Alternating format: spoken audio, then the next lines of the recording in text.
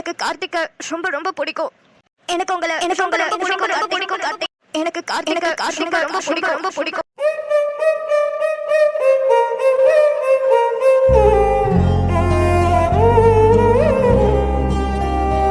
ஸ்ரீ, ஒரு 2 minutes மட்டும் இதெல்லாம் பார்த்துக்கோ. நான் ஒரு கால் மட்டும் பேசிட்டு வரேன். அட போயிட்டு வாடி. இதெல்லாம் நீ சொல்லிட்டு போணுமா? நான் பாத்துக்கிறேன், நீ போயிட்டு வா. இல்ல, பார்த்து பத்திரம்டி. அழகிட்ட வர உட்காந்துருக்கா, அதான். அடியே, நீ அம்மா தான் ஒத்துக்கிறேன். அதுக்குன்னு ரொம்ப பண்றடி. நான் அப்படியே என்ன குழந்தைய தண்ணிக்குள்ள இறக்கி விட்டுருவேனா? இல்லடி, ஆக்சிடென்ட்லாம் எப்பயாதான் நடக்கும். அதுவும் நம்மள அறியாம தான் நடக்கும். அதனாலதான் ஒரு வார்னிங் கொடுத்துட்டு போறேன். பாத்துக்கிறேன்டி, போயிட்டு வாடி. சரி. எப்பப்பா இதழு இருந்தாலும் உங்க அம்மா ரொம்ப ஓவரா தான் பண்றா. என்னமோ இவ மட்டும் தான் புள்ள வளர்க்குற மாதிரியும் நம்மளாம் புள்ளைய அப்படியே தெருவுல விட்டுற மாதிரியும் தான் ரொம்ப பேசுறா. ஹே, எதுக்கு இப்ப அவளை திட்டிட்டு இருக்க? அவ அவ்வளவு அக்கறையா இருக்கா பாப்பா மேல, அதான் அப்படி சொல்லிட்டு போறா. ஓஹோ, என்ன அங்க சுவிட்ச் போட்டா இங்க போய் பெரியுது? லூசு. கண்மணி ஒரு வார்த்தை சொன்னோனே கொதிச்சுக்கிட்டு வரீங்க. ஏன் இன்னும் அந்த பழைய பாசம் அப்படியே தான் இருக்கு போல?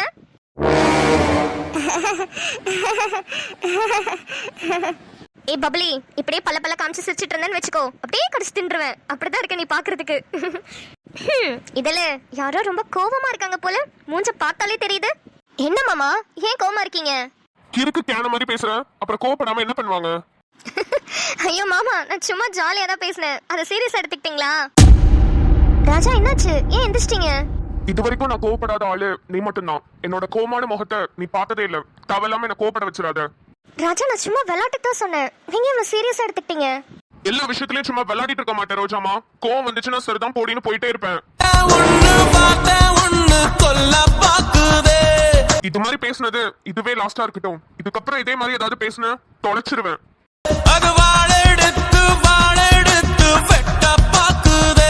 நான் கார்ல வெயிட் பண்றேன். கண்மணி வந்தோடனே அவளையும் கூட்டிட்டு வா.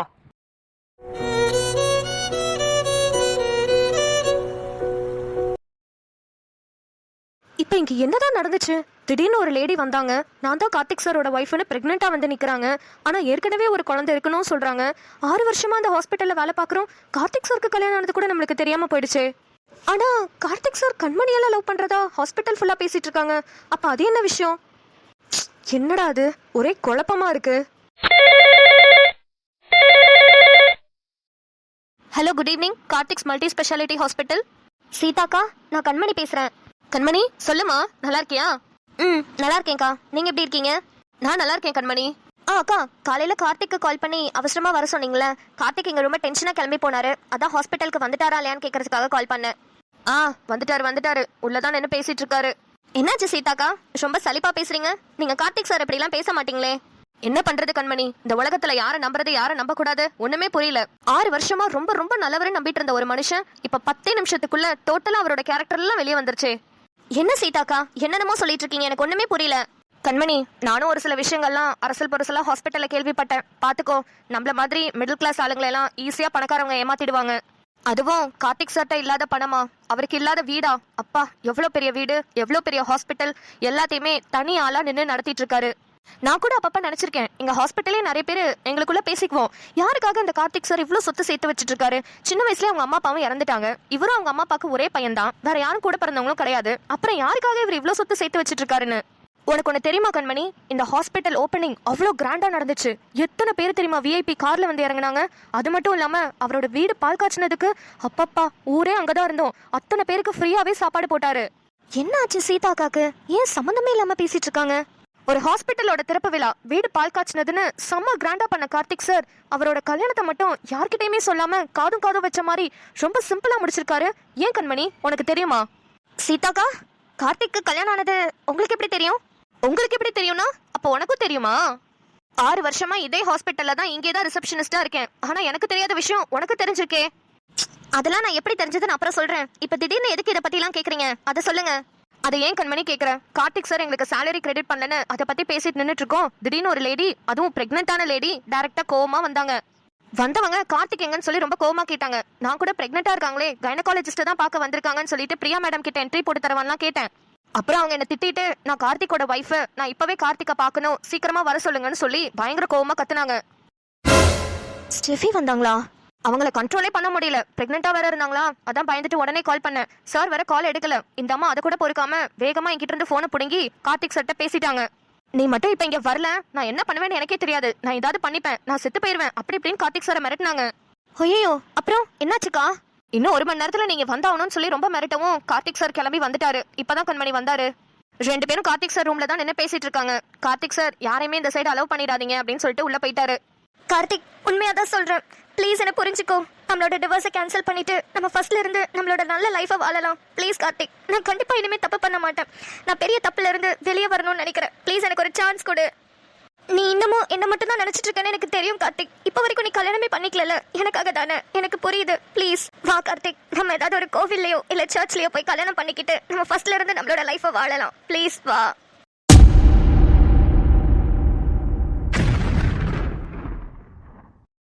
என்னது இது? 2 பேரும் கட்டி பிடிச்சிட்டு நின்னுட்டு இருக்காங்க. அப்ப இந்த மேடம் சொன்னது உண்மைதானா? கார்த்திக் சாரோட வைஃப் தான் அந்த மேடமா? ஒரு அக்காவா நான் உனக்கு சொல்றேன் கண்மணி, நீ கொஞ்சம் பார்த்து நடந்துக்கோமா. சீதாக்கா, சீதாக்கா, என்னாச்சு ஃபிலோ? ஏன் இப்படி ஓடி வர? ஐயோ அக்கா, கார்த்திக் சாரா இப்படி? என்னால நம்பவே முடியலக்கா. ஏய், என்னாச்சுன்னு சொல்லு. இப்ப பிரெக்னெண்டா ஒரு மேடம் வந்தாங்களே, அவங்க கூட கார்த்திக் சாரோட வைஃப், எங்களுக்கு ஆல்ரெடி ஒரு குழந்தையெல்லாம் இருக்குன்னு சொல்லிட்டு இருந்தாங்கல்ல, அவங்களும் கார்த்திக் சாரும் கட்டி பிடிச்சிட்டு ரூம்ல நின்னுட்டு இருக்காங்கக்கா. இப்ப பிரெக்னெண்டா ஒரு மேடம் வந்தாங்களே, அவங்க கூட கார்த்திக் சாரோட வைஃப், எனக்கு ஆல்ரெடி ஒரு குழந்தையெல்லாம் இருக்குன்னு சொல்லிட்டு அவங்களும் கார்த்திக் சாரும் ரூம்ல கட்டி பிடிச்சிட்டு நின்னுட்டு இருக்காங்கக்கா.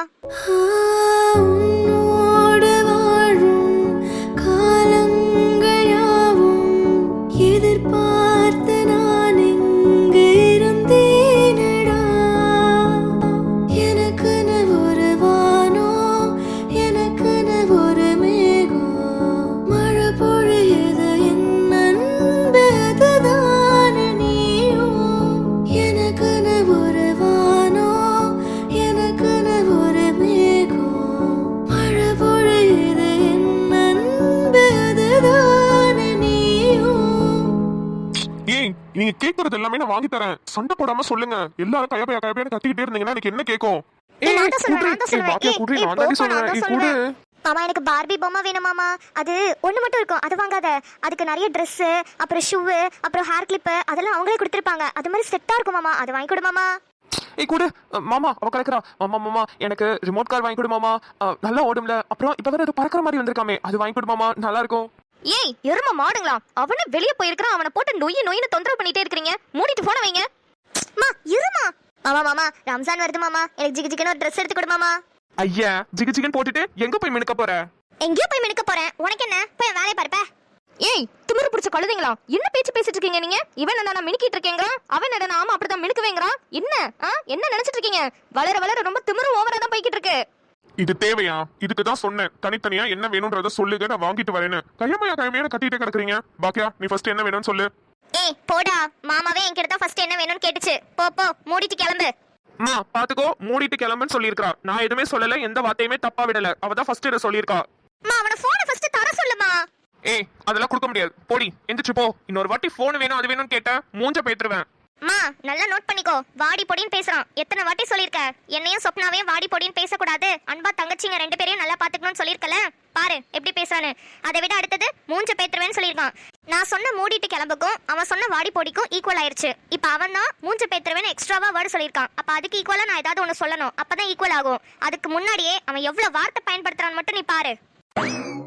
போச்சு, அக்காட்ட நல்ல அடி வாங்கி சாவ போதுங்க. தேவையில்லாம சண்டை போட்டு எதையாவது பண்ணிக்கிட்டே தானே இருக்குதுங்க.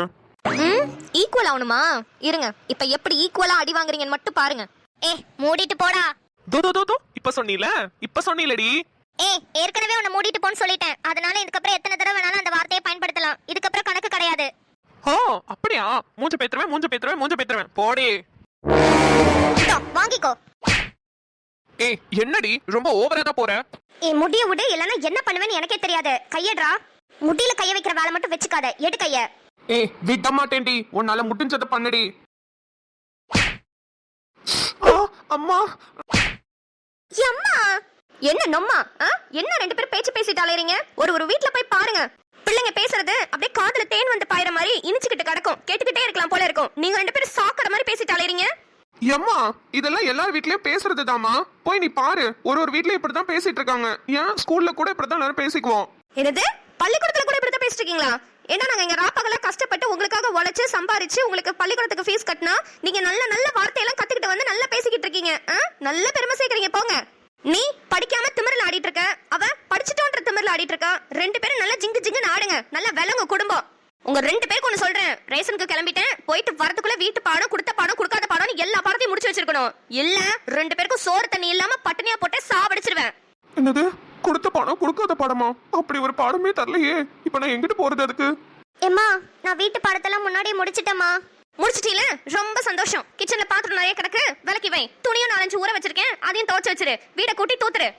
ஐயோ இதுக்கு வீட்டு படமே பரவாயில்ல. ஏமா இதுங்க 2 பேரும் சண்டை போட்டு மாட்டிக்கிச்சுங்க. இதுதான் கரெக்டான சான்ஸ். வீட்டு வேலையில இருந்து எஸ்கேப் ஆகலாம் தானே இந்த வேலையெல்லாம் எனக்கு சொல்ற. கண்டுபிடிச்சிட்டாலே. என்னம்மா உண்மைதானே? ஆமா, இவதான் தினமும் அப்படியே எனக்கு எல்லா வேலையும் செஞ்சுக்கிட்டு இருக்கா. இவ இல்லைன்னா என்னால வேலையை பார்க்க முடியாது. ஏண்டி இன்னைக்கு ஒரு நாள் தானே உனக்கு செய்ய சொன்னேன். இத்தனை வருஷமா நான் தானே செஞ்சுட்டு இருக்கேன். அப்படியே வேலையில இருந்து எஸ்கேப் ஆகி இந்த அம்மாவுக்கு வேலை கொடுத்துட்டு தான் நான் இங்க சும்மா உட்காந்துருக்கேன். போடி போய் வேலையை பாரு போ. மா அண்ணனும் வீட்டு பாடம் முடிச்சிட்டாமா. அவனையும் எனக்கு உதவிக்கு வர சொல்லுமா. அம்மா நான் வீட்டு பாடமே முடிக்கல. என்னை பத்தி உனக்கு தெரியும்ல, நான் எப்படி இப்படி சீக்கிரமா முடிச்சிருப்பேன். இப்பதாம்மா இனிமேதாம்மா நோட் எடுத்து எழுதணும். ஏன்டா டேய் 2 நாளா லீவு விட்டுருந்தாங்க. அப்பா வீட்டு பாடம் எழுதாம நீ என்ன கழட்டிட்டு இருந்தன்னு நான் கேக்குறேன். சொல்லு என்ன கழட்டிட்டு இருந்த? அம்மா வலிக்குது. அம்மா சும்மா தான் சொன்னேன். வீட்டு பாடம் முடிச்சிட்டு நான் உனக்கு வீட்டு வேலை செஞ்சு தர விடுமா? காது வலிக்குதுமா. அந்த பயம் இருக்கணும். 2 பேரும் ஆளுக்கு ஒரு வேலையா செய்ய. சீக்கிரம் 1/2 மணி நேரத்துக்குள்ள எல்லாத்தையும் செஞ்சு வச்சிருக்கணும். என்ன என்ன என்ன நான் பாத்திரத்தை விளக்குறேன், நீ கொஞ்சம் கழுவி கொடுனே. துணியை துவைச்சு போடுறேன், நீ அலசி போட்டுருனேன். அப்புறம் வீடெல்லாம் தூத்து தர தொடச்சிருனேன். ஆளுக்கு பாதி பாதி வேலையா செஞ்சா சீக்கிரம் முடிச்சிடலான்னு. அப்புறமா நம்ம 2 பேரும் போய் விளையாடலாம். ஏய் எனக்கு வர கோவத்துக்கு உன்னை அப்படியே கழுத்து நெரிச்சு கொண்டுருவேன். எல்லா பிரச்சனையும் ஒன்னாலதான். நீ பேசாம வாய மூடிட்டு இருந்தா நான் பாட்டுக்கு ராஜா மாமாட்ட எல்லாத்தையும் சொல்லிருப்பேன். நீயும் சொல்லிருக்கலாம். நீ தாண்டி தேவையில்லாம பிரச்சனை இழுத்து வச்சுட்ட.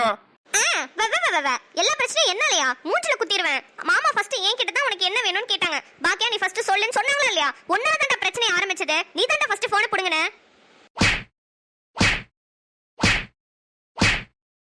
ஏய் அங்க என்ன சத்தம்? சும்மா பேசிக்கிட்டு இருக்கோமா?